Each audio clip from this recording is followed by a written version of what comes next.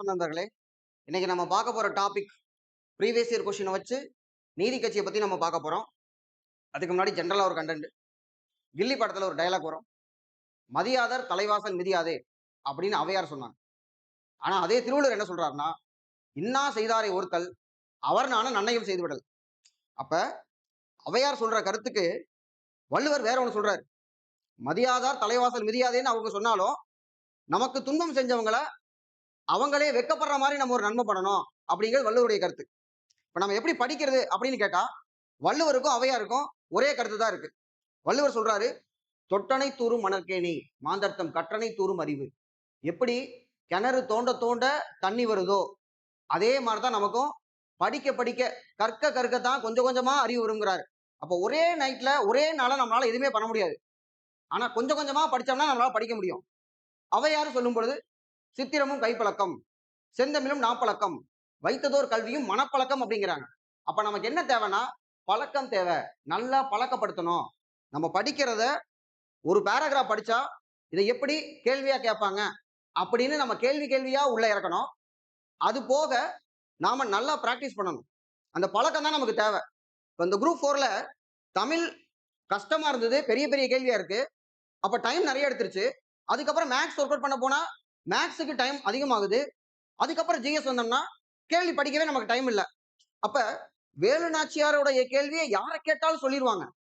வேலு நாச்சியார் செல்லமுத்து சேதுபதியுடைய மகள் எல்லாத்துக்கும் நல்லா தெரியும். அவரு ராமநாதபுரம் தெரியும். ஆனா அந்த அவசரத்துல ராமநாதபுரமா சிவகங்கையாங்கிறத செக் பண்ணாம செல்லமுத்து சேதுபதி மகள் அவ்வளவுதான் பார்த்திருக்கு. அப்ப இது என்ன நமக்கு பழக்கம். இதை பழக்கணும்னா நம்ம நல்லா பிராக்டிஸ் பண்ணத்தான் வரும். இவ்வளவு படிச்சு பாக்குறதுக்கு. ஏன்னா நம்ம நேரம் கம்மியா இருக்கிறதுனால இதை பார்த்தா ஆன்சர்னு போடுறோம். அங்க ட்விஸ்ட் நிறைய வார்த்தையில வச்சிருக்காங்க. இப்ப நம்மள நல்லா பழக்கப்படுத்தணும். இப்ப நம்ம போக போறது என்னன்னா நீதி கட்சி. பழச பேசுறதே நமக்கு என்னன்னா ஒரு கான்ட்ரவர்சியான ஒரு விஷயமா போயிட்டு இருக்கு. சோசியல் மீடியா அந்த மாதிரி இருக்கு. பழச ஏதாவது பேசணும்னா இல்ல இது இப்படித்தான் அப்படித்தாங்கிறாங்க. நானும் உங்கள ஒருத்தன். அதாவது டிஎன்பிசியில கேள்வி கேட்கறாங்க அப்படிங்கிறதுக்காக இந்த டாபிக் எல்லாம் நம்ம படிச்சிருக்கிறோம். நம்முடைய நோக்கம் என்னன்னா 4ல 1 அடிக்கணும். 4 ஆன்சர்ல 4 ஆப்ஷன்ல ஒரு ஆன்சரை அடிக்கணும் அப்படிங்கிறதுக்காக தான் நம்ம படிச்சிருக்கிறோம். மற்றபடி நம்ம டிஎன்பிசிக்காகத்தான் இதை நம்ம ப்ரிப்பேர் பண்ணியிருக்கிறோம். ஸோ அப்ப வேற எந்த இதுவுமே கிடையாது. இன்னொன்னு நீதி கட்சி அப்படிங்கிறது பார்த்தோம்னா யூனிட் 6ல நம்ம பார்க்கலாம். ஒரு முக்கியமான டாபிக். அது மட்டும் இல்லாம தமிழ்நாடு டெவலப்மெண்ட் அட்மினிஸ்ட்ரேஷன்லையும் பொலிட்டிக்கல் பார்ட்டிங்கிற டாபிக்ல வரும். பாலிட்டிலையும் பொலிட்டிக்கல் பார்ட்டிங்கிற டாபிக் இருக்கு. அது மட்டும் இல்லாம நமக்கு ரிசர்வேஷன் பத்தி படிச்சாலோ இல்ல ஒரு சோசியல் ரிஃபார்ம் மூவ்மெண்ட்டை பத்தி படிச்சாலோ எல்லாத்துக்குமே இது ஒரு பேஸா இருக்கக்கூடிய ஒண்ணு. டைரக்டா நீதி கட்சியை பத்தி நமக்கு கேட்டதே 60க்கு மேல கொஸ்டின்.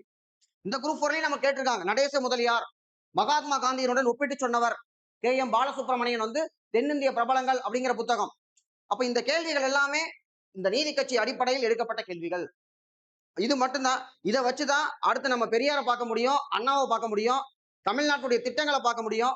இந்த மாதிரி பல ஏரியாவுக்கு இது ஒரு பேஸா இருக்கு. அப்புறம் இதை பார்க்கும் பொழுது நாம அந்த காலகட்டத்துக்கே போயிடணும். இப்ப நம்ம நடேச முதலியார் சொன்னோன்னே என்ன நீங்க ஜாதி பேரை சொல்றீங்க? நடேச முதலியார், டி.எம். நாயர், பி.டி. தியாகராய செட்டியார், நாம அந்த காலத்துக்கு போயிடுறோம். அப்ப அப்படித்தான் இருந்தது. அதுக்கப்புறம் இப்ப தமிழ்நாட்டுல ஜாதி பேரை சொல்றதுக்கு நம்ம யோசிப்போம். அதுக்கு காரணம் பெரியார். ஜாதி ஒழிப்பு என்பது அவருடைய முக்கியமான கொள்கை. உடனே பெரியாரை பத்தி பேசணுன்னே நீங்க ஏன் பெரியாரை பத்தி சொல்றீங்க? நாம எல்லாத்தையுமே பார்க்கக்கூடியது டிஎன்பிசி எக்ஸாமுக்காக நம்ம பார்க்க, அதற்காக பார்க்கறவங்க பாருங்க. எக்ஸாமுக்காக இருக்கிறவங்க மட்டும். சரியா? சோ இப்ப நீதி கட்சியை பத்தி நம்ம சொல்லணும்னா ஒரு இன்ட்ரோடக்ஷன். வழக்கமா நம்ம சொல்ற மாதிரி நீதி கட்சி அப்படிங்கிறதுல முக்கியமானது திராவிடம். இந்த திராவிடம் அப்படிங்கிறது எங்க இருந்து வருது, எப்ப இருந்து நம்ம பயன்படுத்துறோம் அப்படின்னு பார்க்கும் பொழுது அயோத்திதாச பண்டிதர் முக்கியமான ஒருத்தர்.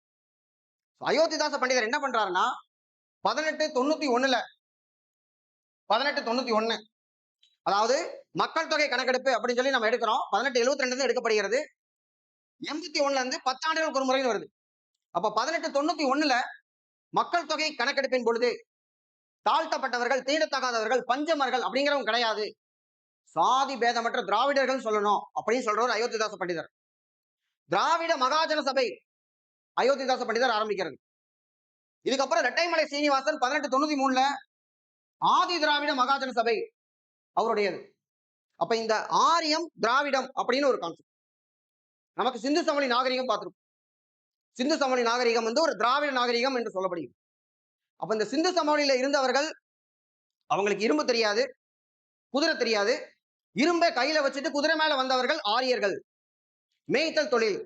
அப்ப சிந்து சமவெளியில சிவபெருமான் முழு முதற் கடவுள். இதே ஐவிசி சம்பந்தப்பட்ட கொஸ்டின்ல சிந்து சமவெளி மக்களுடைய கடவுள் கிருஷ்ணன் அப்படின்னு சொன்னா அது தப்பு. அப்ப இதே மாதிரி கேள்வி ரிலேவெண்டா நிறைய இடத்துல இருக்கு, பல ஆங்கிள் கேள்வி கேட்கப்படுது. ஆனா அதுக்கான பேஸ் வந்து இங்கதான் இருக்கு. அப்ப இந்த ஆரியர்கள் என்பது படையெடுத்து வந்தார்கள், சிந்து சமவெளி நாகரிகத்துக்கு அப்புறமா வந்தவங்க அப்படின்னு சொல்லப்படுது. இதுல இந்த ஆரியர்களுடைய காலம் அது வேத காலம், முன்வேத காலம், பின்வேத காலம். இதுலதான் சமுதாயம் நாளா பிரிக்கப்படுகிறது. பிராமணா, சத்திரியா, வைசியா, சூத்ரா. இதுல பிராமணர்கள் உயர்ந்த வகுப்பை சேர்ந்தவர்கள் அப்படின்னு. இப்ப முன்வேத காலம், பின்வேத காலம் இந்த மாதிரி வேத கால அடிப்படையில் வரக்கூடியதா இருக்கு. நமக்கு சங்க இலக்கியத்திலையும் பார்த்தோம்னா கல்வியை சொல்லும் பொழுது உற்றுளி உதவியும் உருபொருள் கொடுத்தும் பிற்றை நிலை முனியாது கற்றல் நின்றேன்னு வரும் பொழுது அந்த பாடல்ல மேற்பால் இருக்கிறவன் கீழ்பால் ஒருவன் கற்பின் மேற்பால் ஒருவனும் அவன் கண் படுமே. அப்ப வேற்றுமை நால்பால் உள்ளும் 4 வர்ணங்கள் இருக்கு, வேற்றுமை இருக்கு. அதுல கீழ் இருக்கவங்க படிச்சா மேல இருக்கவங்களும் அவங்க சொல்றதை கேட்கணும் அப்படின்னு சங்க பாடல்கள்ல புறநானூறு பாடல் இருக்கு. அப்ப சமுதாயத்துல ஜாதி அப்படிங்கிறது 2000 வருஷமா இருக்கக்கூடிய ஹிஸ்டாரிக்கல் இன்ஜஸ்டிஸ். அப்ப இதுல பிராமணர் அல்லாதோர் அப்படிங்கிறது தமிழ்நாட்டுல மட்டும் குறிப்பா அதிக அளவுல வருது. இதுல தமிழ் பிராமணர்கள் அப்படின்னு சொல்லும் பொழுது 3 ஃபேக்ஷன் சொல்றாங்க, 3 வகையான குரூப். மயிலாப்பூரை தலைமையாக கொண்ட ஒரு குரூப். எக்மோர்ல வந்து பார்க்கும் பொழுது கஸ்தூரி ரங்க ஐயங்கார், அவர் தான் ஜி சுப்பிரமணிய ஐயரிடமிருந்து 1905ஆம் ஆண்டு ஹிந்து பத்திரிகை விலக்கி வாங்கியவர். ஹிந்து பத்திரிகை சொன்னா நமக்கு இப்ப பாருங்க டிஎன்பிசி கீழே ஜி சுப்பிரமணிய ஐயர் தி ஹிந்து தப்புன்னு கொடுத்துருக்காங்க. 1878 அவர் தான் ஃபவுண்டர். 666 சொல்லுவாங்க. ஜி சுப்பிரமணிய ஐயர் 6 பேர் சேர்ந்து உருவாக்கணும். கஸ்தூரி ரங்க ஐயங்கார் ஒரு ஃபேக்ஷன், மயிலாப்பூர் அவங்க ஒரு ஃபேக்ஷன், 3வது சேலம் ஐயங்கார்கள். இந்த சேலம் அவங்களை பொறுத்த வரைக்கும் ராஜகோபாலாச்சாரி தலைமை. அப்ப இதற்கு அடுத்த லெவல்ல இருக்கிறவங்க பிராமணர் அல்லாதவர்கள், நாயர், நாயுடு, செட்டியார், முதலியார், இந்த மாதிரி பிற்படுத்தப்பட்ட வகுப்பு. அவங்க அவ்வளவு மேலே இல்ல, அவ்வளவு கீழே இல்ல. அப்ப பிராமணர்களுக்கு எதிர்த்து இந்த டைம்ல வரக்கூடிய ரிப்போர்ட்ஸ், ஆங்கில கல்வியை அதிகமாக பயன்படுத்தி கொண்டவர்கள் பிராமணர்கள். எல்லாமே பழச பேசுறோம் நம்ம. இன்னைக்கு இருக்கிற காலகட்டத்தோட நீங்க கம்பேரே பண்ணக்கூடாது. நான் சொல்றது எல்லாமே புக்ல இருக்க டிஎன்பிசி கேள்வியா கேட்கப்பட்டிருக்கு. அப்ப நான் பிராமின் மூவ்மெண்ட் அப்படிங்கிறது தோன்றதுக்கான காரணம் படிப்புல அதிகம் பிராமணர்கள், அரசு வேலை வாய்ப்பில் அதிக அளவில் பிராமணர்கள். இதேதான் நமக்கு இந்த குரூப் 4 கொஸ்டின்ல செங்கல்பட்டு மாவட்ட ஆட்சியர் திருமங்கரை ரிப்போர்ட்ல அந்த பஞ்சமி நிலங்கள் தரிசு நிலங்களாக போடப்பட்டிருக்கு, மக்கள் அங்க வேலை செய்யறது இல்ல, நில உரிமையா இல்ல, எல்லாரும் வந்து வெளியில போயிட்டு இருக்காங்க, அந்த நிலத்தை அவங்களுக்கே தரலாம் அப்படிங்கிறது நமக்கு குரூப் 4 கொஸ்டின். ஆனா அங்க பஞ்சமர் பள்ளிகளை தனியார் நிறுவனங்களா அதுல தப்புன்னு கொடுத்திருக்காங்க. அந்த கொஸ்டின் இந்த அடிப்படையில் தான் வருது. அப்ப இதுல டைரக்டை விட இன்டைரக்டா நிறைய கேள்வி இருக்கு.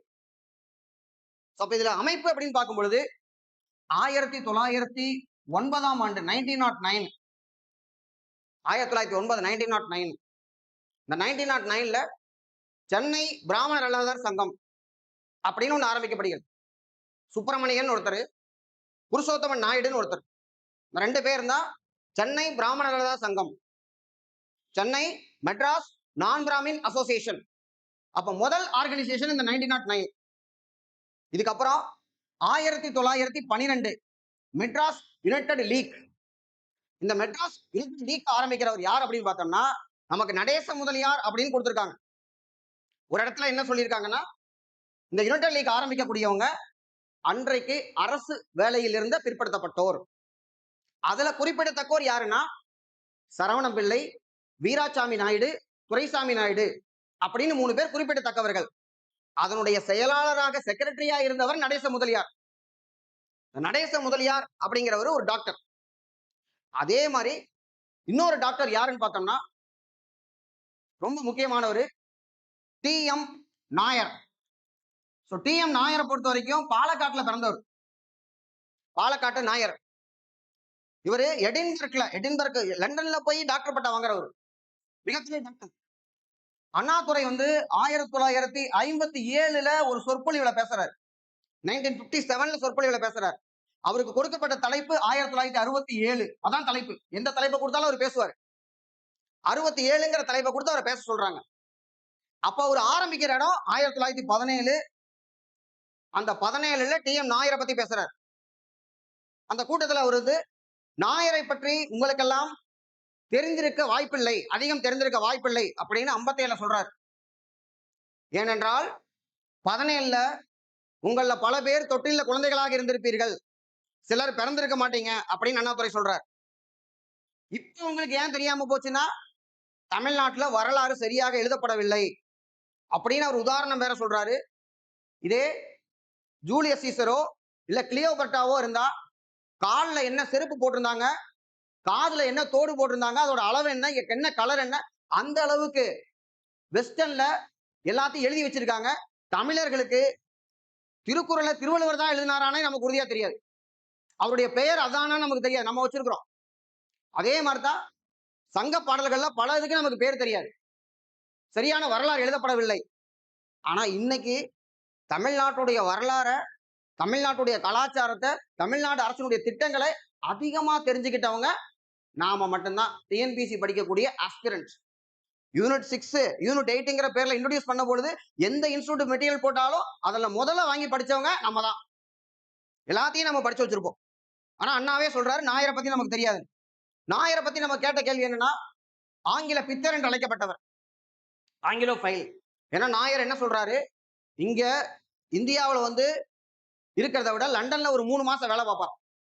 லண்டன்ல வந்து டாக்டரா வேலை பார்த்த ஒரு சர்ஜன், அறுவை சிகிச்சை நிபுணர், அந்த காசை கொண்டு வந்து இங்க செலவு பண்றவர். அப்ப இவர் என்ன சொல்றாங்க, பெரியார் சொல்றார். யார் சொல்றாங்கிறது முக்கியம், ஏன்னா அது எல்லாமே டிஎன்பிஎஸ்சி கொஸ்டின். யார் சொல்றா அப்படின்னு பார்த்தோம்னா பெரியார். பிராமணர் அல்லாத தேசியவாதி, நான் பிராமின் நேஷனலிஸ்ட். நாயரே அதுக்கு விளக்கம் கொடுக்கும் பொழுது, இங்க நீங்க தேசியவாதிகள்னு சொல்றவங்க எல்லாம் இந்தியாவில இருந்து பணத்தை கொண்டு போய் லண்டன்ல செலவு பண்றீங்க. ஆனா நானு லண்டன்ல ஹாஸ்பிட்டல் வச்சிருக்கேன், அங்க இருந்து சம்பாரிச்சு கொண்டு வந்து இந்தியாவுக்கு கொடுக்குறேன். நான் தேசியவாதியா, நீங்கள் தேசியவாதியா? அப்ப டி.எம். நாயரை பெரியார் பிராமணர் அல்லாத தேசியவாதின்னு சொல்றாரு. இன்னொன்னு என்ன சொல்றாருன்னா, திராவிட லெனின். 1917ஆம் ஆண்டு ரஷ்ய புரட்சிக்கு காரணமானவர் லெனின். திராவிட லெனின் என்று பெரியார் வந்து யார் சொல்றாருன்னா டி.எம். நாயரை. அப்ப டி.எம். நாயர் ஒரு பெரிய டாக்டர். நடேச முதலியார் அதே மாதிரி ஒரு டாக்டர். இந்த நடேச முதலியார் அப்படிங்கிறவர் தான் நான் சொன்னேன் 1912ல மெட்ராஸ் யுனைடெட் லீக் MUL. அதே 12லயே அதை மெட்ராஸ் திராவிடியன் அசோசியேஷனா அவர் மாத்திட்டாருன்னு ஒரு இடத்துல இருக்கு, இல்ல 14ல மாத்தினாருன்னு ஒரு இடத்துல இருக்கு. சோ 12, 14 ஆப்ஷனை பொறுத்து நம்ம ஆன்சர் பண்ணிக்கலாம். Madras united league, Madras Dravidian association. இன்னொன்னு திருவல்லிக்கேணியில பிராமணர் அல்லாதவர்களுக்கான ஹாஸ்டல்ஸ். ஏன்னா எங்கெங்கிருந்தோ சென்னைக்கு படிக்க வரும் பொழுது தங்குவதற்கு வீடு கொடுக்கப்படவில்லை. அப்ப வீடு இல்லாதனால ஹாஸ்டல் ஆரம்பிக்கிறார் நடேச முதலியார். இந்த மாதிரி அவர் முன்னாடியே செயல்பட்டு இருக்கார். இதுல டி.எம். நாயர் அப்படிங்கிற ஒரு டாக்டர் இருக்கவரு ஆப்போசிட்ல இன்னொருத்தர் யாருன்னு பார்த்தோம்னா பிட்டி தியாகராய செட்டி. இந்த தியாகராய செட்டி அப்படிங்கிறவரு South Indian Chamber of Commerce, South Indian Chamber of Commerce அப்படின்னு ஒண்ணு ஆரம்பிச்சிருக்காரு. அந்த இதுல பொறுப்புல இருக்காரு, ஒரு பணக்காரர். இப்ப இந்த பிடி தியாகராய செட்டிக்கும் டி.எம். நாயருக்கும் 2 பேருமே இரண்டு துருவங்களாக செயல்படுறாங்க. ஒரு இடத்துல 2 பேரோ 3 பேரோ சேர்றதுன்னா அது ஈஸி கிடையாது. இதுல என்னன்னா 1916ஆம் ஆண்டு டாக்டர் அன்னிபெசன்ட், 1916ஆம் ஆண்டு டாக்டர் அன்னிபெசன்ட் தமிழ்நாட்டில தான் ஹோம் ரூல் மூமெண்ட், தன்னாட்சி இயக்கத்தை லான்ச் பண்றாங்க. அன்னிபெசன்ட் அம்மையார நம்ம அயர்லாந்து பெண்மணின்னு பார்த்திருப்போம், இவங்க அயர்லாந்து பிராமணி அப்படிங்கிறாங்க. சோ பிராமணர்களுக்கு சப்போர்ட் பண்றாங்க அப்படின்னு. இந்த 16ல imperial legislative assembly, imperial legislative council அப்படின்னு சொல்லக்கூடிய இன்னைக்கு இருக்க இந்த பார்லிமெண்ட்டுக்கு முன்னோடியா இருந்த ஒரு அமைப்பு, அதற்கான தேர்தல்ல தியாகராய செட்டி மற்றும் டி.எம். நாயர் 2 பேருமே தோத்து போறாங்க. 2 பேருமே தேர்தல தோத்து போறாங்க. ஒருத்தர் பெரிய டாக்டர் காசு வச்சிருக்காரு, இன்னொருத்தர் வந்து பிசினஸ்மேன் அவர்கிட்ட காசு இருக்கு. ஆனா 2 பேத்தாலையும் ஜெயிக்க முடியல. அப்ப நடேச முதலியார் சொல்றாரு, நம்ம கிட்ட நீங்க பதவி இருக்கலாம், பணம் இருக்கலாம், ஆனாலும் சமுதாயத்துல நமக்கு என்ன அந்தஸ்து இருக்குன்னு பாத்தீங்களா? பிராமணர்கள் மட்டும்தான் ஜெயிச்சிருக்காங்க. பிராமணர் அல்லாதவர்களுக்கு இங்க இடம் இல்ல. அப்ப நம்ம எல்லாரும் சேர்ந்து ஒரு அமைப்பு ஆரம்பிக்கணும் அப்படின்னு 2 துருவங்களாக செயல்பட்ட தியாகராய செட்டியையும் டி.எம். ஞாயரையும் ஒன்றாக இணைத்தவர் நடேச முதலியார். இந்த பேச்சு, இந்த கூட்டம் எங்க நடக்குதுன்னா, எத்திராசு முதலியாருடைய வீட்டுல வச்சு பேசுறாங்க. இந்த எத்திராஜ் முதலியார் அப்படிங்கிறவர் தான் இன்னைக்கு இருக்கிற எத்திராஜ் காலேஜோட ஃபவுண்டர். அப்ப நடேச முதலியார் தான் ஆர்கனைஸ் பண்றாரு. அப்ப இவங்க ஆர்கனைஸ் பண்ற இயர் ஒரு வருஷமா வர்றேன் 1909ல இருந்தோம். அந்த இடத்துல 2 பேரை பார்த்தோம் நம்ம. புருஷோத்தமன் நாயுடு, சுப்பிரமணியம் 2 பேரை பார்த்தோம். 1912ல நடேசனாரை பார்த்தோம். இன்னொரு 3 பேர் சொன்னேன். சரவணம் பிள்ளை, வீராசாமி நாயுடு, துரைசாமி நாயுடு. 1914ல நம்ம நடேச முதலியார். 1916ல இவங்க 3 பேரு மற்றும் நிறைய பேர் சேர்றாங்க. 1916ல விக்டோரியா பப்ளிக் ஹால், விக்டோரியா பொது அரங்குல நவம்பர் மாசம் 20ஆம் தேதி எல்லாரும் ஒன்னா சேர்றாங்க. இப்ப இவங்க ஆரம்பிக்கக்கூடிய அமைப்பு, அந்த அமைப்புக்கு என்ன பேர் அப்படின்னு பார்த்தோம்னா 2 அமைப்பு ஏற்படுத்துறாங்க.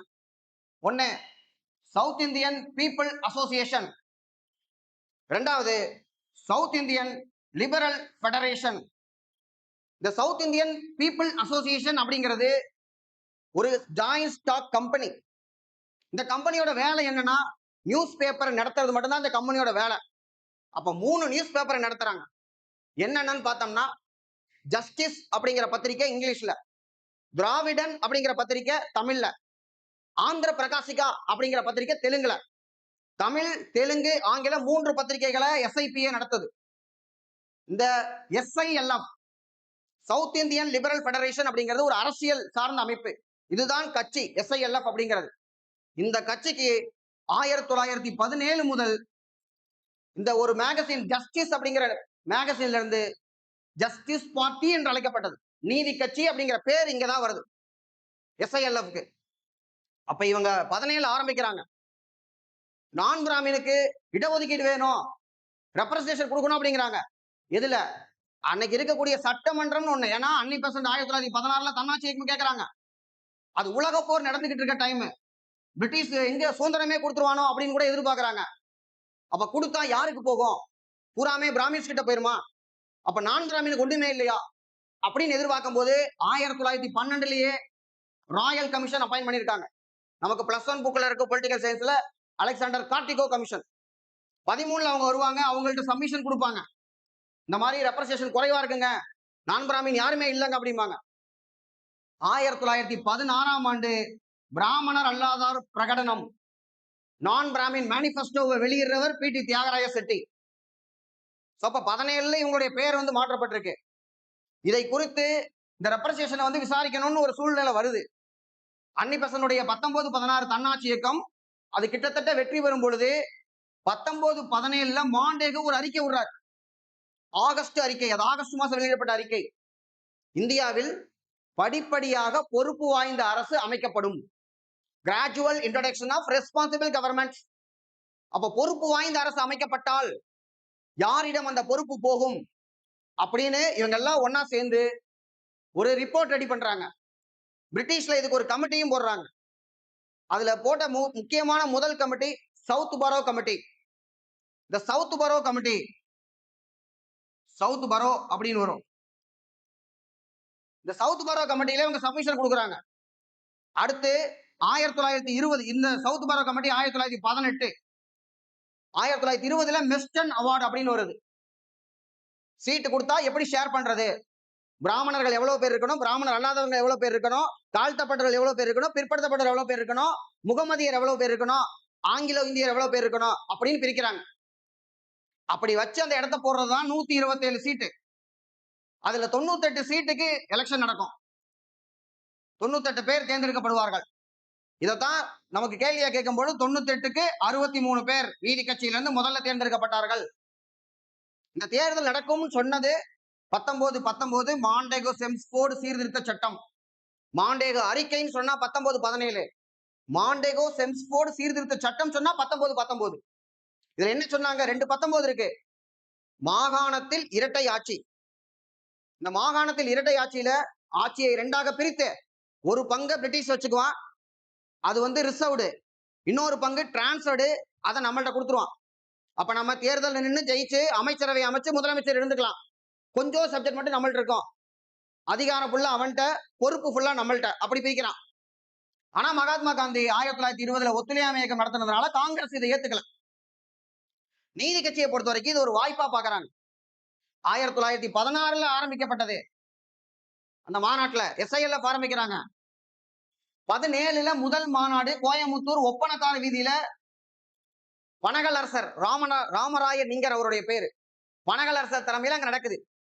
1917 மாவட்ட மாநாடு அப்படிங்கிறாங்க. அதுக்கப்புறம் மாநில மாநாடு சென்னையில் நடக்குது.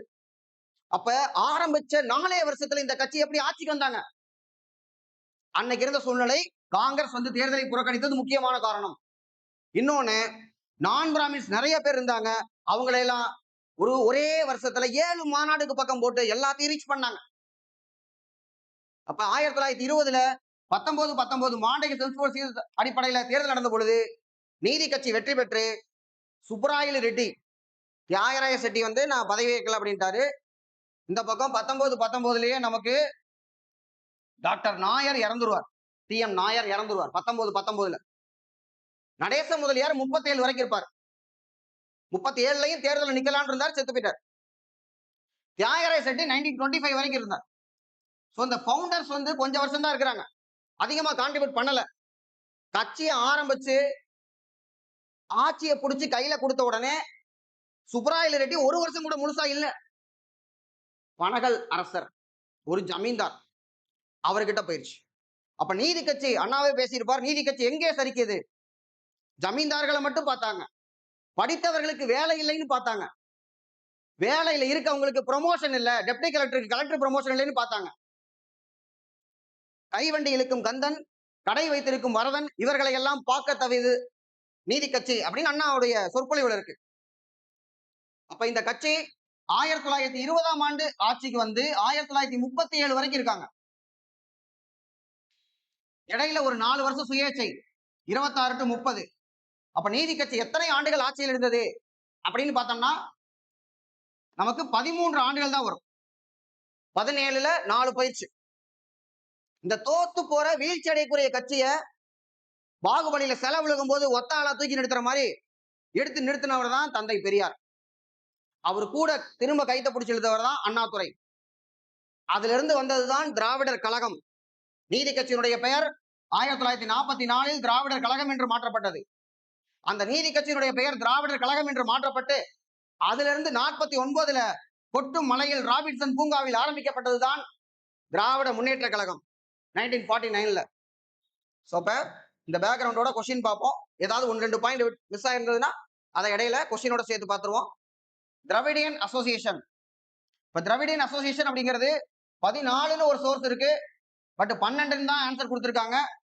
திராவிடியன் அசோசியேஷன் அப்படிங்கிறது இதுக்கு முன்னாடி மெட்ராஸ் யுனைடெட் லீக் என்ற ஐக்கிய கூட்டமைப்பு அப்படின்னு ஆரம்பிக்கப்படுகிறது. 1912 அதனுடைய பெயர் திராவிடியன் அசோசியேஷன், மெட்ராஸ் திராவிட சங்கம் என்று மாற்றப்படுவது. 12 மாற்றப்படுவது ஒரு இடத்துல இருக்கு, 14 ஒரு இடத்துல இருக்கு. நடேச முதலியார் அதனுடைய செயலாளர். முதலாக எந்த ஆண்டு நீதி கட்சி பெரும்பான்மை வெற்றி பெற்று மந்திரி சபையை அமைத்தது? 1920. சுப்பராயலு ரெட்டி. இவருக்கு அப்புறம் பனகலரசர், அவருடைய இயற்பெயர் ராமராய நிங்கர் இருக்கு. 26 வரைக்கும் இந்த 2 பேர் தான். 1926 வரைக்கும் முதல்ல சுப்பராயலு ரெட்டி, அதுக்கப்புறம் பனகலரசர். 26 வந்து பார்க்கும் பொழுது நீதி கட்சிக்கு பெரும்பான்மை இல்ல, 23 பெரும்பான்மை இல்ல. நமக்கு இந்த குரூப் 4 கேட்டது சுயராட்சிய கட்சி எத்தனை இடங்களை பெற்றது. ஏன்னா 1920 மகாத்மா காந்தியோட பேச்சை கேட்டு காங்கிரஸ் தேர்தலை புறக்கணிச்சது. அதுக்கப்புறம் 23 சுயராட்சிய கட்சி என்று CR தாஸ் மோதிலால் நேரு ஆரம்பித்த பொழுது அதுக்கு இங்க இருந்த லெப்டினன்ட் முக்கியமான யாருன்னு பார்த்தோம்னா சத்தியமூர்த்தி, தீரர் சத்தியமூர்த்தி, வெள்ளிநாக்கு நாவலர். அவருடைய 11 தொகுதியில போட்டிட்டு 11 ஜெயிக்கிறாங்க. ஆனாலும் அவங்க ஆட்சியில பங்கெடுக்கல. இதுல நமக்கு நீதி கட்சிக்கு பார்த்தோம்னா 44 இடம். அப்போ ஒரு வகையில மெஜாரிட்டி இல்லைனாலும் ஆட்சி அமைக்கிறாங்க. 1923 இந்த 23 பெரும்பான்மை பலம் இல்லாத காரணம். இன்னொன்னு, அந்த அரசர் பனகல் அரசர் என்ன பண்ணாருன்னா நெப்போட்டிசம், நம்ம கேஜிஎஃப் படத்துல ஒரு நெப்போட்டிசம், நமக்கு வேணுங்கிறவங்கள பதவியில் வச்சுக்கிறது. இந்த 2 காரணத்தினால இந்திய வரலாற்றில் முதலாக நம்பிக்கையில்லா தீர்மானம் கொண்டு வரப்பட்டது. கொண்டு வந்தவர் சி.ஆர். ரெட்டி. அதாவது இன்னைக்கு நம்ம அரசு எப்படிப்பட்டதுன்னு பார்த்தோம்னா, மக்களாட்சி, மக்களாட்சியில பிரதிநிதித்துவ மக்களாட்சி, ரெப்ரசன்டேட்டிவ் டெமோக்ரசி. அதாவது மக்கள் சட்டமன்ற உறுப்பினர்களை தேர்ந்தெடுப்போம். யார் அதிகமா இருக்காங்களோ, பெரும்பான்மை இருக்காங்களோ அவங்க தான் நிர்வாகம். சட்டமன்றத்தை தான் நம்ம முடிவு பண்றோம். அப்ப இந்த சட்டமன்றத்தை நாம தேர்ந்தெடுத்து நிர்வாகத்தை வந்து அதுல பெரும்பான்மை முடிவு பண்ணக்கூடிய முறை முதல்ல ஃபீல்ட் டெஸ்ட் பண்ணதே நம்ம தான், நீதி கட்சி தான் பண்ணியிருக்கு. இதே அமெரிக்கால பார்த்தோம்னா சட்டமன்றத்துக்கு தனியா எலெக்ஷன், பிரசிடென்ட்டுக்கு தனியா எலெக்ஷன். இந்தியாவில் அப்படி கிடையாது. இந்தியாவில் நம்ம முதலமைச்சரையோ பிரதமரையோ நம்ம தேர்ந்தெடுக்க மாட்டோம். நாம எம்எல்ஏ ஓட்டு போடுவோம். எந்த கட்சிக்கு எம்எல்ஏ அதிகமோ அவங்க முதலமைச்சர். நாம எம்பிக்கு ஓட்டு போடுவோம், லோக்சபா எம்பிக்கு. எந்த கட்சிக்கு அதிகமான நம்பரோ மெஜாரிட்டியோ அவங்க தான் பிரதமர். இந்த முறையை டெஸ்ட் பண்ணி காமிச்சது நீதி கட்சி தான். அதுல நம்பிக்கையில்லா தீர்மானம் கொண்டு வரப்பட்டது, அது தோற்கடிக்கவும் பட்டது 23ல. 26ல பார்த்தோம்னா யாருக்கும் பெரும்பான்மை இல்லாம போச்சு. ஏற்கனவே நீதி கட்சியிலிருந்து வெளிவந்த ஒரு அதிருப்தியா இருக்கிறவரு பி சுப்பராயன். இந்த பி சுப்பராயன் தான் 26ல வந்து பார்த்தோம்னா முதலமைச்சரா இருக்கார் 4 ஆண்டுகள். இதுலதான் டாக்டர் முத்துலட்சுமி ரெட்டி முதல் பெண் உறுப்பினராக உள்ள போறார். அது மட்டும் இல்ல, முத்துலட்சுமி ரெட்டியை பொறுத்த வரைக்கும் சட்டமன்றத்தினுடைய சபாநாயகரா தேர்ந்தெடுக்கப்படுறாங்க. இதே மாதிரிதான் ருக்மணி லட்சுமிபதி 1937ல துணை சபாநாயகரா தேர்ந்தெடுக்கப்படுறாங்க ராஜாஜியுடைய அமைச்சரவையில. முதல் பெண் அமைச்சர் ருக்மணி லட்சுமிபதி 1946 டி பிரகாசம் அமைச்சரவையில. அப்ப முதல்ல நமக்கு ஏ சுப்பராயலு ரெட்டி, அதுக்கப்புறம் பனகல் அரசர், அதுக்கப்புறம் பி சுப்பராயன். 1930ல இருந்து யாருன்னு பார்த்தோம்னா முனுசாமி நாயுடு. அதுக்கப்புறம் யார் வர்றா அப்படின்னு பார்த்தோம்னா பொப்பிலி அரசர்னு ஒரு ராஜா வந்தார். திரும்பவும் ஜமீன்தார் ஒருத்தர் வந்தார், பொப்பிலி அரசர். பொப்பிலி அரசருக்கு அடுத்து பி.டி. ராஜன், பிடிஆர். இவருக்கு அடுத்து நம்ம பார்த்தோம்னா திரும்பவும் பொப்பிலி வர்றாரு, எகைன் பொப்பிலி. கடைசியா 37ல ராஜகோபாலாச்சாரிக்கு முன்னாடி யாரு முதலமைச்சரா இருக்கான்னு பார்த்தோம்னா கூர்ம வெங்கட ரெட்டி அப்படின்னு சொல்லி ஒருத்தர் வர்றார். இதுதான் ராஜகோபாலாச்சாரி 37ல வருவதற்கு முன்பு முதலமைச்சர்களா இருந்தவங்க. இது ஒரு கேள்வியில கேட்டிருக்காங்க நமக்கு. முதல் முதலமைச்சர் அப்படின்னு பார்த்தோம்னா 1920 ஏ சுப்பராயலு ரெட்டி. இது பிராமணர் அல்லாத இயக்கம் 1916, நான் பிராமின் மூவ்மெண்ட் 1916. முதலாக நீதி கட்சி ஆட்சி அமைத்தது 1920. மாண்டகோ செம்ஸ்போர்டு படி எப்ப தேர்தல் நடைபெற்றது 1920. இப்ப நீதி கட்சி 1920 ஆட்சியில் அமைச்சிட்டாங்க. அதுக்கப்புறம் இவங்க சாதனைகள் முக்கியமானது. பெண்களுக்கு வாக்குரிமை, பெண்களும் தேர்தலில் போட்டியிடலாம், 2 முக்கியமானது. அதனாலதான் டாக்டர் முத்துலட்சுமி ரெட்டியால போட்டியிட்டு ஜெயிக்க முடியுது. அடுத்து ரிசர்வேஷன், வகுப்புவாத ஆணை 21 மற்றும் 22 பிறப்பிக்கப்பட்டது. அதுக்கப்புறம் ஸ்டாஃப் செலக்ஷன் போர்டு, இன்னைக்கு இருக்கக்கூடிய டிஎன்பிஎஸ்சி முன்னோடி 29ல தான் ஸ்டாஃப் செலக்ஷன் கமிட்டியா மாறுது. தென் 1926ல ஆந்திரா யூனிவர்சிட்டி, சிலதுல 25 கொடுத்திருக்கு, 26 தான் கரெக்ட். அதே மாதிரி ஹெச்ஆர்என்சிக்கு பில்லு 22, ஹெச்ஆர்என்சிக்கு பில்லு 22, 25 சட்டமாக வந்தது. சில இடத்துல 26 இருக்கு. கொஸ்டின்லயுமே அப்படி மாத்தி கேட்டிருக்காங்க ஹெச்ஆர்என்சிக்கு. அப்புறம் தொழிற்சாலைகளுக்கு உதவி செய்வதற்கான சட்டம் 1922, Madras state aid to industries act 1922. அதெல்லாம் முக்கியமான சாதனைகள் இருக்கக்கூடியது. Justice party was founded by doctor TM.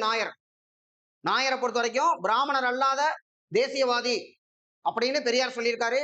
Dravida Lenin சொல்லியிருக்காரு.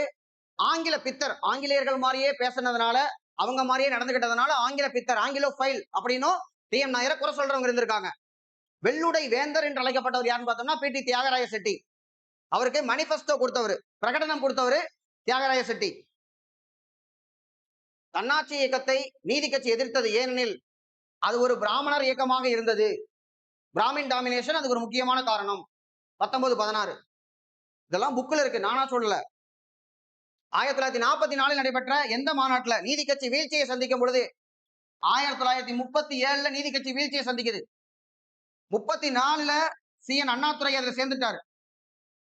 35ல திருப்பூர் செங்குந்தர் இளைஞர் மாநாட்டுல பெரியாருக்கும் அண்ணாவுக்கும் இடையே சந்திப்பு ஏற்படுகிறது. பெரியார் அப்ப நீதி கட்சியில சேரல. பெரியார் 1938ல ராஜாஜினுடைய இந்திய எதிர்ப்பை எதிர்த்து சிறையில் அடைக்கப்படுகிறார். ஒரே சிறைச்சாலையில் அண்ணாவும் பெரியாரும் அடைக்கப்பட்டனர். அப்பதான் பெரியார் நீதி கட்சியினுடைய தலைவராக தேர்ந்தெடுக்கப்படுகிறார். தேர்ந்தெடுக்கப்பட்டதுக்கு அப்புறம் அண்ணாதுரை ஜெனரல் செக்ரட்டரி, பொதுச் செயலாளர். தலைவர் பெரியார், பொதுச் செயலாளர் அண்ணாதுரை. இருந்தாலும் ரெண்டு பேருக்கு இடையில 1942ல ஒரு சின்ன சண்டை வந்துருச்சு. அதுக்கப்புறம் ரெண்டு பேருக்கு இடையில் இருந்த ஒரே தொடர்பு நீதி கட்சி. அவர் தலைவர், இவர் பொதுச் செயலாளர்.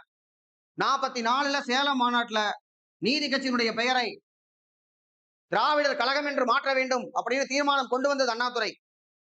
திராவிடர் கழகமாக மாறியது 1944 சேலம் மாநாடு.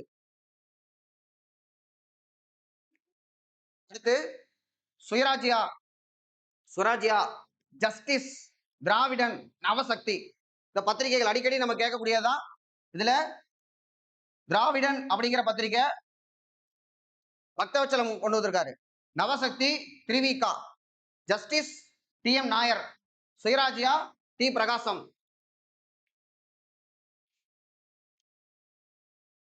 1916ஆம் ஆண்டு தென்னிந்திய மக்கள் கழகம், South Indian people association, SIPA அப்படிங்கிறது ஜஸ்டிஸ் பார்ட்டியா வரல ஆக்சுவலா. ஏன்னா எஸ்ஐபிஏ என்பது ஒரு ஜாயிண்ட் ஸ்டாக் கம்பெனி. இந்த எஸ்ஐபிஏ கண்ட்ரோல்ல தான் 3 பேப்பர் இருந்துச்சு. ஆக்சுவலா ஜஸ்டிஸ் பார்ட்டியா மாறினது SILF, south Indian liberal federation. But கேள்வி இதுல தப்பா எடுத்திருக்காங்க. தென்னிந்திய மக்கள் கழகம் எவ்வாறு பின்னர் அழைக்கப்பட்டது? அதே மாதிரி இந்த கேள்வியும் தப்பா எடுத்திருக்காங்க. ஒரே எக்ஸாம்ல கேட்டதுதான், ஒரு குரூப் 1 கொஸ்டின் இது. எந்த அரசியல் குழு நீதி கட்சியாக மாறியது? Which political association became known as Justice Party? South Indian Liberal Federation, not a front. Federation அப்படின்னு வரணும். பீப்புள் அசோசியேஷன் கிடையாது. ஏன்னா பீப்புள் அசோசியேஷன் முன்னாடி கொடுத்திருக்காங்கல்ல, பீப்புள் அசோசியேஷன் என்பது கம்பெனி, அது கண்ட்ரோல்ல தான் பேப்பர் இருக்கு. இந்து சமய அறக்கட்டளை சட்டம் முதலில் எந்த கட்சியின் ஆட்சி காலத்தில்? ஜஸ்டிஸ் பார்ட்டி, நீதி கட்சி. நீதி கட்சியினுடைய முதல் மாநாடு 1917 ஆகஸ்ட் மாசம் கோயம்புத்தூர்ல ஒப்பனக்கார வீதியில நடக்குது. பொப்பிலி, பனகல் அரசர் வந்து தலைவர். நாட் பொப்பிலி, பனகல் அரசர் ராமராய நிங்கர். அடுத்து கூற்று காரணம். நீதி கட்சி பிராமணர் அல்லாதோருக்கான வகுப்பாதி பிரதிநிதித்துவத்தை வேண்டியது. பெரியாரின் வேண்டுதலான வகுப்பாதி பிரதிநிதித்துவம் காங்கிரஸால் நிராகரிக்கப்பட்ட காரணத்தால் பெரியார் காங்கிரஸிலிருந்து விலகினார். ரெண்டுமே சரி, ஆனா இது ரெண்டுக்கும் தொடர்பு இல்ல. ஆன்சர் தொடர்பு தான் கொடுத்திருக்காங்க. பெரியார் விலகினதுக்கு காரணம் அவருடைய வகுப்புவாதி பிரதிநிதித்துவம் வந்து நிராகரிக்கப்பட்டது. வேணும்னு கேட்டார். ஒரு தடவை இல்ல, 6 டைம்ஸ். 20ல இருந்து 25 வரைக்கும் கண்டினியூஸா பெரியார் வந்து கேட்கிறார். 1924ல பெரியார் வைக்கம் சத்தியாகிரகம் பண்ணும் பொழுது பெரியாருக்கு வைக்கம் வீரர் என்ற பட்டத்தை கொடுத்தது திருவிகா. அந்த திருவிகா 1925ல காங்கிரஸ் மாநாடு தலைமை தாங்கிறார் சென்னையில. திருவிகா தலைமையா இருக்கும் பொழுது அது கிடைக்கலைன்னா வேற யார் இருக்கும்போது கிடைக்கும்? இன்னொன்னு சேரன்மாதேவி குருகுலம், பிராமணர்களுக்கு தனிப்பந்தி. இந்த 2 காரணம் பெரியார் 1925ல் காங்கிரஸை விட்டு விலகினார். தன்னுடைய சொந்த தோட்டத்தில் கள்ளுக்கடை மறியலுக்காக தென்னை மரங்களை வெட்டி வீழ்த்தியவர் பெரியார். பெரியார் நினைச்சிருந்தா வெறும் பானையை உடைச்சிருந்திருக்கலாம். ஏன் மரத்தை வெட்டினாருன்னு யோசிச்சு பாருங்க. பெரியார் அப்ப மத்தவங்க என்ன பண்ணிருப்பாங்க? நாமளா உடைச்சா பானை, பெரியார் வந்தா மரத்தை வெட்டிடுவாரு. சோ ஒரு தலைவர் அவரே பெரிய லெவல்ல சம்பவம் பண்ணும்போது தொண்டர்களுக்கு அப்பதான் ஒரு பிடி போறோம் கொள்கைக்கு மேல. அப்ப பெரியாரை பொறுத்த வரைக்கும் காங்கிரஸ்ல இருந்தாரு, காந்தி மீது பற்று இருந்தது. ஆனால் சேரன்மாதேவி குருகுல பிரச்சனையும் வகுப்புவாத பிரதிநிதித்துவம் கிடைக்காத காரணத்தினாலையும் பெரியார் காங்கிரஸை விட்டு வெளியே வந்தார். வெளியே வந்த பெரியார் உடனே போய் நீதி கட்சியில சேர்ந்துக்கல. அன்னைக்கு பதவியில இருந்து ஆட்சியில இருந்து நீதி கட்சியில சேரல. தானா ஒரு இயக்கம் ஆரம்பிச்சார். 1925 சுயமரியாதை இயக்கம். குடியரசுன்னு அதுக்கு ஒரு பத்திரிகை வச்சுட்டார், அபிஷியல் பேப்பர். இப்படி பெரியார் வந்து தானா இருக்கும் பொழுதுதான் கட்சி வீழ்ச்சி அடையுதுன்னு பெரியாரை கூப்பிட்டுக்கிட்டாங்க அவங்களே, நீங்க வாங்கன்னு. பிரிட்டிஷ் ஆட்சியின் கீழ் பிராமணர் அல்லாததற்கான சுயாட்சி வட்டார அரசியலை கீழ் வரவனவற்றில் எந்த வட்டாரத்தின் அரசியல்வாதிகள் வேண்டினர் அப்படின்னு பார்த்தோம்னா மெட்ராஸ் மாகாணத்துலதான் நான் பிராமின், பிராமணர் அல்லாததற்கான சுயாட்சி எங்க வேணும்னு கேட்டோம், மெட்ராஸ்ல தான் கேட்டோம். நான் பிராமின் மூமெண்ட் இங்கதான் ஸ்ட்ராங்கா இருந்தது. திராவிட நாடு எந்த கட்சியினுடைய இதழாக இருந்தது? திராவிட நாடு என்பது கட்சியினுடைய இதழ் அல்ல. திராவிட நாடு அண்ணாதுரையினுடையது. பெரியாருக்கும் அண்ணாவுக்கும் லைட்டா சின்ன பிரச்சனை வந்த பொழுது அண்ணாதுரை ஈரோட்ல இருந்து பெட்டி படிக்கையெல்லாம் காலி பண்ணிட்டு திரும்ப காஞ்சிபுரத்துக்கு வந்தார். அப்ப ஆரம்பிச்சதுதான் திராவிட நாடு இதழ். இந்த திராவிட நாடு நடத்துவதற்கு அவர்கிட்ட பணம் இல்லாம இருந்தது. ஒரு அச்சுக்கூடமே தேவைப்படுது. நிறைய பேர் படிக்கிறாங்க. அப்ப எழுதினதுதான் ஓர் இரவு, வேலைக்காரி போன்ற எண்ணற்ற நாடகங்கள். அதன் மூலமாக அவருக்கு கிடைச்ச காசு. அப்பதான் திராவிட நாடு வளருது. இப்ப இதுல என்ன ஆன்சர் கொடுத்திருக்காங்க? Justice party. ஆக்சுவலா அப்ப என்ன இருந்திருக்கணும் கேள்வியில? திராவிடன் என்ற பத்திரிகை எதனுடைய இதழ்? திராவிடனை பொறுத்த வரைக்கும் நமக்கு ஜஸ்டிஸ் பார்ட்டியோடது. திராவிடன் அப்படிங்கிறது தமிழ்ல, ஜஸ்டிஸ் என்பது இங்கிலீஷ்ல, ஆந்திர பிரகாசிகா என்பது தெலுங்குல. திராவிட முன்னேற்ற கழகத்தை பொறுத்த வரைக்கும் அன்னைக்கு நம் நாடு அப்படின்னு ஒரு இதழ் இருந்திருக்கு. நம் நாடு. அந்த நம் நாடு அபிஷியல் ஆர்கன். இன்னைக்கு முரசொலி இருக்கு. அன்னைக்கு வந்து நம் நாடு.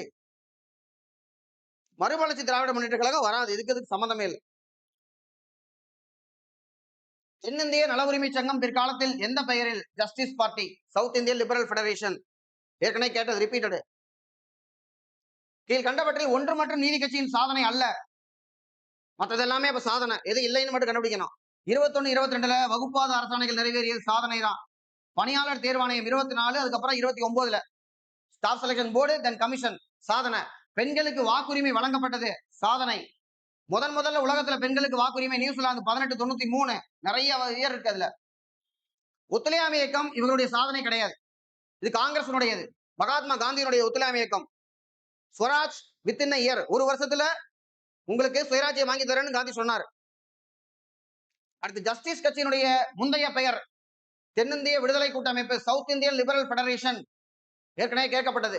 மெட்ராஸ் மகாஜன சபா 1884ல, அது வேற. மெட்ராஸ் நேட்டிவ் அசோசியேஷன் 1852, அதுவும் வேற. நம்ம பார்த்திருப்போம் ஹிஸ்டரியில, ஏற்கனவே இப்ப சொல்லியிருக்கேன் நான். அடுத்து திராவிடர் கழகம் என்பது 1944 இதோட பெயர் மாற்றம் செய்யப்பட்டது. முதல் முதலமைச்சராக இருந்தவர் யார் அப்படின்னு பார்த்தோம்னா ஏ சுப்பராயலு. அதுக்கப்புறம் தான் பனகல். நீதி கட்சியை உருவாக்கியவர் குமாரசாமி ராஜாவை பொறுத்த வரைக்கும் காங்கிரஸை சேர்ந்தவர், தமிழ்நாட்டுடைய முதலமைச்சராக இருந்திருக்கார். அடுத்து சி சத்தியமூர்த்தியை பொறுத்த வரைக்கும் தீரர் சத்தியமூர்த்தி காங்கிரஸ். பி சுப்பராயன் சுயேச்சை 1926 to 30. டி எம் நாயர் தான் உருவாக்கியவர்கள் ஒருத்தர். நடேச முதலியார், டி எம் நாயர் மற்றும் பி டி தியாகராய செட்டியார். காலவரிசை பற்றி சொல்லியிருக்காங்க. ஈவே ராமசாமி தலைமையில் நீதி கட்சி திராவிடர் கழகம். இந்த இடத்துல நாயக்கர் போடல பாருங்க. யூபிஎஸ்சி கொஸ்டின்ல நாயக்கர் போட்டிருந்தாங்க. ஈவே ராமசாமி, அதான் பெரியார் சொல்றோம். ராமசாமி என்று எப்படி உங்களை முட்டையாக சொல்வது அப்படின்னு கேட்கும் பொழுது முதல்ல ஒருத்தர் என்ன சொல்லியிருக்காரு? சிதம்பரம் பிள்ளைன்னு ஒருத்தர். வஉசி கிடையாது, வேற ஒரு சிதம்பரம் பிள்ளை பெரியார் சொல்லியிருக்காரு. அதுக்கப்புறம் 1938ல பெரியார் என்ற பட்டமாகவே கொடுக்கப்பட்ட ஒரு பெரியார் சொல்றாங்க.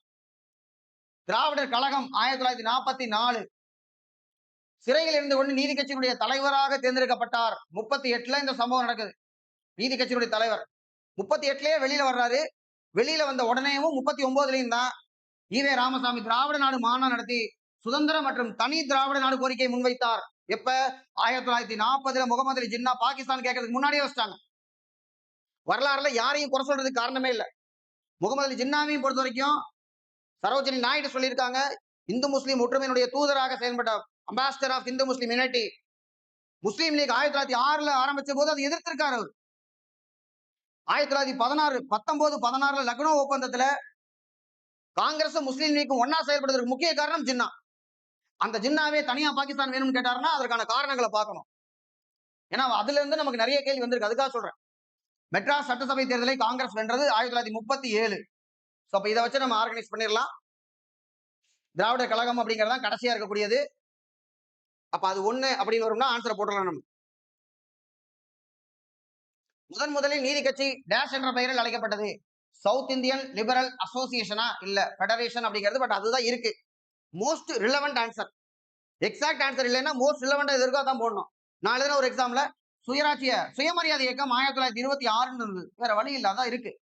25 எனக்கு நல்லா தெரியும், ஆனா ஆன்சர்ல தான் இருக்கு. மார்க் பண்ண வேண்டியதாச்சு. சட்ட மேலவையில் நீதி கட்சி 98க்கு 63 தேர்தல் இடங்கள். இப்ப குரூப் 4ல நமக்கு சுயராட்சி கட்சி எவ்வளவுன்னு கேட்டாங்க. 11 இடங்கள் 1923ல. இதுல வரும் பாருங்க 98க்கு 63. சென்னை மாகாணத்தில் சுப்பராயன் முதலமைச்சராக A Subbarayan. 19 Montagu Chelmsford correct. 1920ஆம் ஆண்டு தேர்தலில் நீதி கட்சி காங்கிரஸ் கட்சியை முழுமையாக தோற்கடித்தது. காங்கிரஸ் கட்சி தேர்தலை போட்டியிடல. அப்ப இது தப்பு. இதெல்லாம் வந்து பார்த்தோம்னா முழு பூசணிக்காய சோத்துல மறைக்கிற மாதிரி ஈஸியா கண்டுபிடிச்சு போடலாம் இந்த மாதிரியான கேள்வி வச்சா. வேலு நாச்சியார் சிவகங்கை வச்சோம்னா கண்டுபிடிக்க கஷ்டம். நீதி கட்சியினுடைய முக்கியமான நோக்கம் என்ன? முஸ்லீம் லீக்குக்கு எதிராக போராடுதல், அவங்களுக்கு அதுக்கு சம்பந்தம் இல்லை. அரசு பணிகளில் பிராமணர் அல்லாதவர்களை பங்கேற்க செய்தல், அதான் முக்கியமான நோக்கம். ஜமீன்தார்களின் சர்வாதிகாரத்திலிருந்து விவசாயிகளை காப்பாற்றுதல் இல்ல. நீதி கட்சியுடைய பிரச்சனை ஏன் வீழ்ந்தது அப்படின்னு பார்த்தா ஜமீன்தார்களுடைய டாமினேஷன். பனகல் அரசர் ஒரு ஜமீன்தார், பொப்பிலி அரசர் ஒரு ஜமீன்தார். ஜமீன்தார்களையும் படித்தவர்களையும் வேலையில் இருந்தவர்களையும் பார்த்தார்களே தவிர அதுக்கு கீழே இருக்கவங்களை பார்க்க தவறிட்டாங்க. அதுதான் நீதி கட்சியுடைய வீழ்ச்சிக்கான காரணம். To discuss the public question அதை அவங்க பண்ணல. பிராமணர் அல்லாதோர் ஆங்கிலேய இந்திய ஆட்சியில் அரசு துறையில் வேலைக்கு அமர்த்தப்பட்டனர். எஸ். என்ன காரணம்? 1921ஆம் ஆண்டு வகுப்புவாரி பிரதிநிதித்துவ ஆணை நிறைவேற்றப்பட்டமே ஆகும். ரெண்டுமே சரி, சரியான விளக்கம். இந்த மாதிரி கேள்வி கேட்டா இது கேள்வி கரெக்டா சொல்லிடலாம். இதான் ஸ்டேட்மெண்ட், இதான் விளக்கம் சொல்லிடலாம். சிலது நம்ம கண்டுபிடிக்கவே முடியாது. நீதி கட்சியால் வெளியிடப்பட்ட தமிழ் பத்திரிகை திராவிடன். நவசக்தி யாரோடதுன்னு பார்த்தோம்னா திருவிகாவோடது. தேசபக்தன், நவசக்தி. குடியரசு, குடியரசு பெரியாருடையது 1925. குடியரசு, ரிவோல்ட், புரட்சி, பகுத்தறிவு, விடுதலை 25, 28, 33, 34, 35. குடியரசு, ரிவோல்ட், புரட்சி, பகுத்தறிவு, விடுதலை. இப்ப விடுதலை அப்படிங்கறதான் கடைசியா நமக்கு வரக்கூடியது. 1935 அண்ணாதுரை இதுலதான் போய் வேலை சேர்றாரு. விடுதலையில எழுதுறாரு அண்ணாதுரை. ஏன்னா அவரு பெத்துநாயக்கன்பேட்டை தேர்தலில் நின்று தோத்து போறார். முதலமைச்சராக இருந்த அண்ணாதுரை முன்னாடி கவுன்சிலர் தேர்தலுக்கு போட்டிட்டு தோத்து போறார். அப்ப அவர் தெரிஞ்சுக்கிறாரா, தேர்தலில் வெற்றி பெறுவதற்கு வெறும் பேச்சாற்றல் மற்றும் பத்தாது என்று அண்ணாதுரை உணர்ந்து கொண்ட தருணம் அப்படின்னு போட்டிருக்காங்க. இன்னொன்று ஃபேக்ட் சொல்லணும். சங்கரன் நாயர் அப்படிங்கிறவரு திராவிடியன் ஒர்த்திஸ், திராவிட பிரபலங்கள் அப்படிங்கிற நூல் எழுதியிருக்காரு. இன்னொன்னு கடித கிளர்ச்சி பண்ணியிருக்காரு. 21 கடிதங்கள் எழுதிய நூல் 1915 சங்கரன் நாயர் வந்து வெளியிட்டிருக்கார். இப்ப நம்ம குரூப் 4ல கேட்டது தென்னிந்திய பிரபலங்கள். KM பாலசுப்ரமணியம் அப்படிங்கிறவரு நடேச முதலியாரை மகாத்மா காந்தியினுடன் ஒப்பிட்டார். அவர் தான் அன்புக்கும் பண்புக்கும் புறையுடைமைக்கும் எடுத்துக்காட்ட திகழ்ந்தாரு சொல்லியிருக்காங்க. அந்த ஸ்டேட்மெண்ட் பேராசிரியர் வெங்கடேசன் புக்ல இருந்து அழகா காப்பி பேஸ்ட் பண்ணி வச்சிருக்காங்க. தென்னிந்திய விடுதலை இயக்கமானது பின்னாளில் புகழ்மிக்க டேஷ் நீதி கட்சி, லிபரல் ஃபெடரேஷன். பல தடவை கேட்ட கேள்வி. 1920 சுப்பராயல் ரெட்டி கேட்டாச்சு. பத்திரிகைகள் ஏற்கனவே நம்ம பார்த்துட்டோம். ஜஸ்டிஸ் திராவிடன், ஆந்திர பிரகாசிகா, ரிவோல்ட் பெரியாரோடது. அடுத்து ஆரம்ப கல்வியில் இருபாலர் கல்வி யார் அறிமுகப்படுத்துறாங்கன்னா ஜஸ்டிஸ் படி தான் அறிமுகப்படுத்துறாங்க. மதிய உணவு திட்டமும் முதல்ல சென்னை மாநகராட்சியில ஜஸ்டிஸ் படி தான் அறிமுகப்படுத்துறாங்க. அதுக்கப்புறம் தான், அதாவது மதிய உணவு முதல்ல லிமிட்டடா அறிமுகப்படுத்துறாங்க. அதுக்கப்புறம் நமக்கு காமராஜர் 56ல மதிய உணவு திட்டம், சத்துணவு திட்டமாக 82ல எம்ஜிஆர் அறிமுகப்படுத்துறாரு. அதுக்கப்புறம் காலை உணவு இப்ப இருக்கக்கூடிய முதலமைச்சர். மெட்ராஸ் திராவிட இயக்கம், மெட்ராஸ் திராவிடன் அசோசியேஷன், இதுலயும் பாருங்க 12 தான் கொடுத்திருக்காங்க, 14 கொடுக்கல. சுயமரியாதை இயக்கம் 25, south Indian liberal federation 16, Dravida Kazhagam 44. Panagal அமைச்சரவையின் போது தமிழ்நாட்டில் பணியாளர் தேர்வு வாரியம் எந்த ஆண்டு நிறுவப்பட்டது? 1924. எத்தனை ஆண்டுகள்? 13 ஆண்டுகள். அதே கேள்வி ரிப்பீட் பண்ணிருக்காங்க, வேற வேற கேள்வி. 48, 121. சேலத்துலதான் பெயர் மாற்றம் செய்யப்பட்டது, ஏற்கனவே கேட்ட கேள்வி. நீதி கட்சியினுடைய உண்மையான பணிகள்: பொது பணிகளில் திராவிட மக்களுக்கு பிரதிநிதித்துவம் கொடுப்பது, மாவட்ட நீதிபதிகளை நியமிக்கும் பொறுப்பை அரசாங்கமே ஏற்றுக்கொண்டது, புறம்போக்கு நிலங்களை மக்களுக்கு ஒதுக்கீடு செய்தது, செய்யாமல் இருந்ததில்லை. அப்ப இதை மட்டும் விட்டுட்டா 2 ஆன்சர். மெட்ராஸ் திராவிட சங்கம் எந்த அமைப்பு பின்னர் நீதி கட்சியாக மாறியதுன்னு கேட்டிருக்காங்க. சவுத் இந்தியன் லிபரல் ஃபெடரேஷன் தான் மாறுச்சு.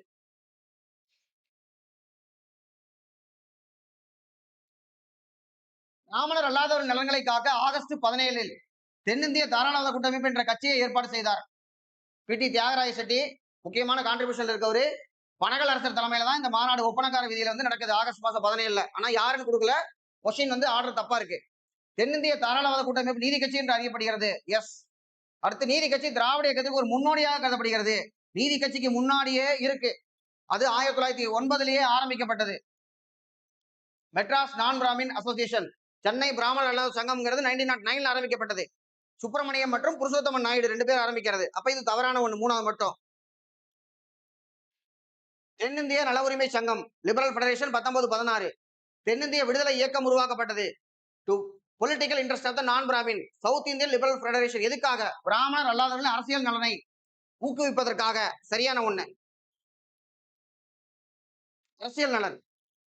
சேலம் மாநாடு 3வது தடவை பார்க்கிறோம். பிராமணர்கள் நவீன கல்வியினால் அதிக நன்மை அடைந்தனர். அதன் மூலம் அதிகமான அரசு வேலை பெற்றனர் என்பது பிராமணர் அல்லாதோர் இயக்கம் தென்னிந்தியாவில் உருவாக அமைந்த காரணங்களில் ஒன்று. எஸ். ஆகையினால் அரசு வேலைகள் மற்றும் கல்வி நிறுவனங்களில் இடஒதுக்கீட்டிற்கான கோரிக்கைகள் உருவாகின.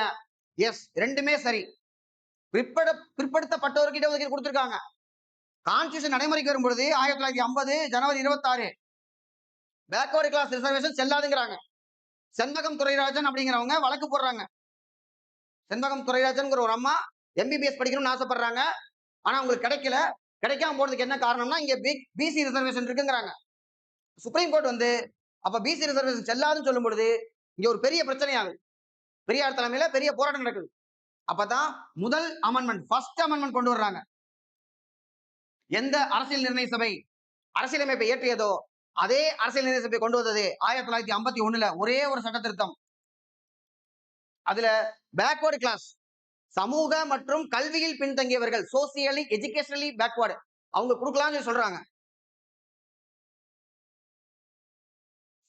அடுத்து நீதி கட்சியினுடைய சாதனைகள். Staff selection board 24, Andhra university 26 வரும். ஆக்சுவலா 25 ஓகே தான். அண்ணாமலை யூனிவர்சிட்டி 29. HRNC பொறுத்த வரைக்கும் 25 இல்ல 26 ரெண்டுல எது கொடுத்ததால் ஓகே. 36 தப்பு. அப்ப இது ஒண்ணு மட்டும் தப்பு. அடுத்து முதலமைச்சர்களை காலவரிசைப்படுத்துதல். PT ராஜன், சுப்பராயல் ரெட்டியார். சுப்பராயல் ரெட்டி தான் முதல்ல வர்றாரு. அவரை நம்ம தெரிஞ்சிருக்கணும். அப்ப 2ன்னு போட்டோம்னா 2 அடிச்சு விட்டுலாம். அடுத்து P சுப்பராயன் 1926. அப்ப இவங்க 2 பேர்த்தையும் போட்டோம்னா நமக்கு ஆன்சர் வந்துடும். அவ்வளவுதான். முனுசாமி நாயுடு வந்து 30ல இருந்து இருக்கிறார். ராஜாஜி கடைசியில. நீதி கட்சியை பொறுத்த மட்டும் எந்த கூற்றெல்லாம் சரியானவை? நீதி கட்சி சமயங்களுக்கான மானியங்கள் நடைபெறக்கூடிய ஊழலை முடிவு கொண்டு வர முற்பட்டது. பின்தங்கிய வகுப்பினருக்கு கட்டண சலுகையில் தொடக்க கல்வியை நீடித்தது. இது ரெண்டுமே அவங்களோட வரும். சிறு தொழில்களுக்கு கடன் வழங்கியது வராது. முஸ்லீம்களுக்கான தனி ஒதுக்கீட்டை கோரியது வராது. அப்ப இதே கேள்விதான் இந்த ஏரியாவில் இருக்கிறதா திரும்ப திரும்ப திரும்ப ரிப்பீட் ஆயிட்டே இருக்கு. மேக்சிமம் எல்லாத்தையும் நான் சொல்லிட்டேன். அடுத்து நம்ம வந்து பார்த்தோம்னா பெரியாரை பத்தியும் அண்ணாதுரை பத்தியும் பார்த்தோம்னா இன்னும் நிறைய கொஸ்டின் இருக்க ஏரியா வந்து நமக்கு வந்து கவர் ஆயிரும். அடுத்த வீடியோல பார்ப்போம். தேங்க்யூ.